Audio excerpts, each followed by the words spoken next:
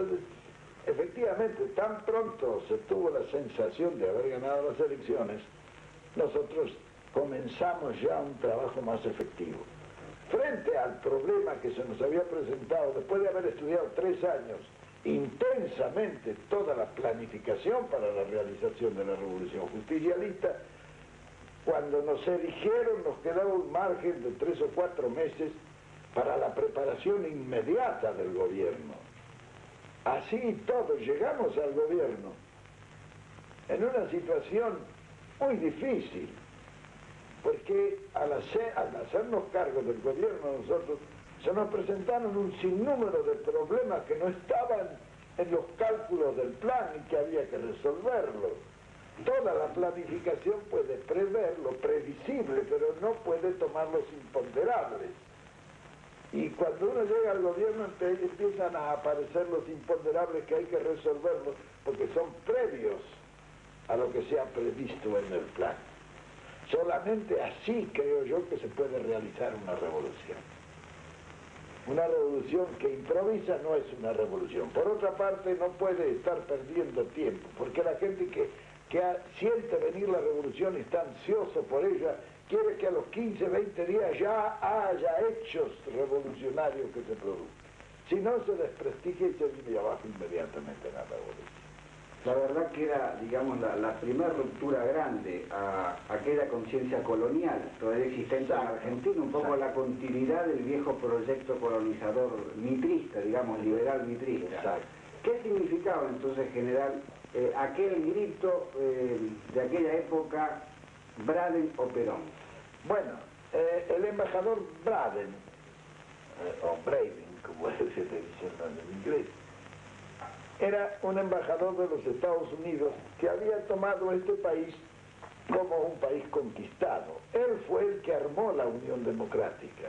¿Quiénes componían la Unión Democrática? Bueno, la Unión Democrática la acompañaban los partidos tradicionales, todos los partidos tradicionales. Los nuevos partidos que se habían armado con el justicialismo eran sus oponentes.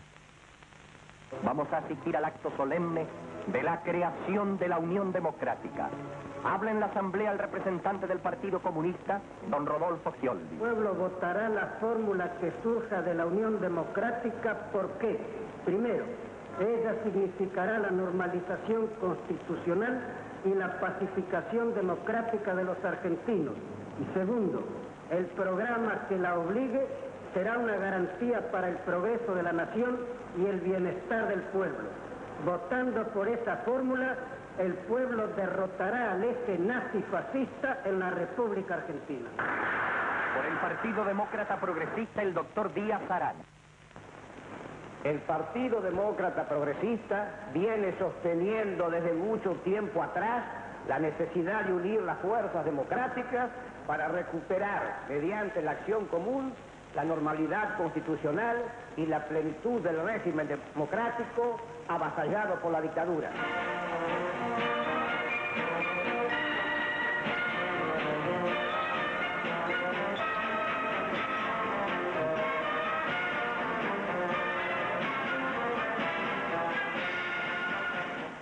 ¿Cómo actuaba este personaje Braden que ha estado en contra suyo, de Villaorel, de Arben, de Castro? Braden actuaba como en su casa, hacía discursos, se reunían los de la Unión Democrática y Braden le hacía un discurso. Indudablemente nosotros no podíamos dejar de aprovechar esa situación. Por eso cuando me proclamaron a mí presidente fue cuando yo dije, entonces tendrá que elegir o Braden o Perón. Ese fue, digamos así, un eslogan que se expandió enseguida por toda la República. Indudablemente fue un gran acierto. Y yo a Braden quizás le tuviera que levantar un monumento en la Argentina, fue el que más nos ayudó para ganar las elecciones, con su conducta y con su intervención abierta y descarada dentro del panorama político argentino. General, la derecha y la oligarquía lo acusaba al movimiento como un movimiento extremista comunista. La llamada izquierda o las fuerzas llamadas progresistas acusaban al movimiento como nazi, nipo, facho, falangista, creo que era así, ¿no? ¿A qué se debía esto? Bueno, esa era la usanza de la época. Es decir, eran los insultos políticos, diremos así. Indudablemente, nuestro movimiento, desde la prédica inicial en la Secretaría de Trabajo y Previsión, cargó sobre el aspecto social, especialmente sobre ese aspecto que es en la evolución que yo considero que está lanzado el mundo en este momento, la comprobación de que estamos en la realidad. Ahora, indudablemente el movimiento nuestro, bueno, le podían llamar comunistas uno o fascistas al otro, lo que nos ponía a nosotros en la verdadera situación, porque no éramos ni comunistas ni fascistas. Nuestro movimiento era un movimiento con gran raigambre social y con un tipo de evolución moderna que lanzara a un cambio de estructuras indispensables que ya no respondían a las necesidades del país.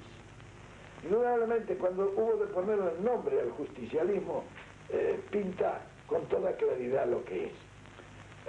Los candidatos hablaban de distintos nombres en la discusión que tuvimos en el Consejo Nacional de Posguerra.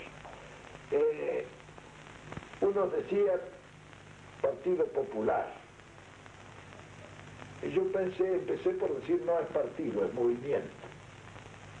Bueno, otros dijeron movimiento social, o socialista.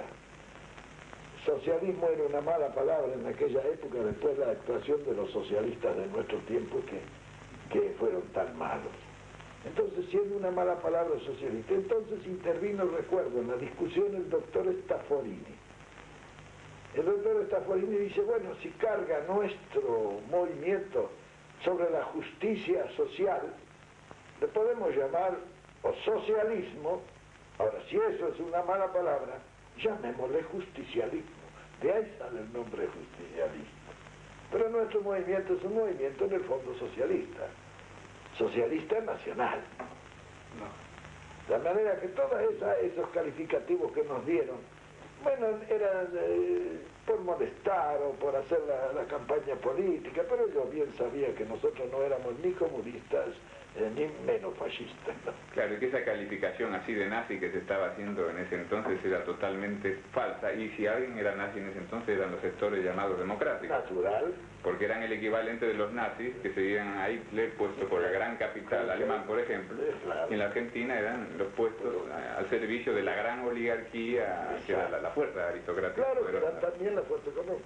Entonces, esos términos se invierten en una situación como esta. Natural, bueno, pero en política cuando se insulta al adversario se elige, sabe lo que está de moda. Y ya que seguimos con insultos, general, también esta coalición liberal oligárquica atribuía el éxito del movimiento en cuanto a la respuesta popular que tenía a un factor, la llamada demagogia. Tipificaba el proceso a un gran demagogo y una masa inculta, la vieja chusma, digamos el viejo concepto de barbarie contrapuesto ante la presunta civilización. ¿A qué entonces, cómo podríamos contestar a esta presunta demagogia? Y, si usted me permite, ¿qué participación tenía esa masa en esta organización del movimiento y en la gestación del 17 de octubre? Porque parecería una masa idiota con un conductor demagógico que instrumentalizaba esa masa con siniestros fines políticos. Bueno, este es un asunto muy explicable. Demagógica o demagogia es un término de origen griego que quiere decir el quehacer político. A eso llamaron los griegos demagogia. Esta palabra, o el quehacer político, con el tiempo se fue deformando peyorativamente hasta aparecer como una deformación de la política.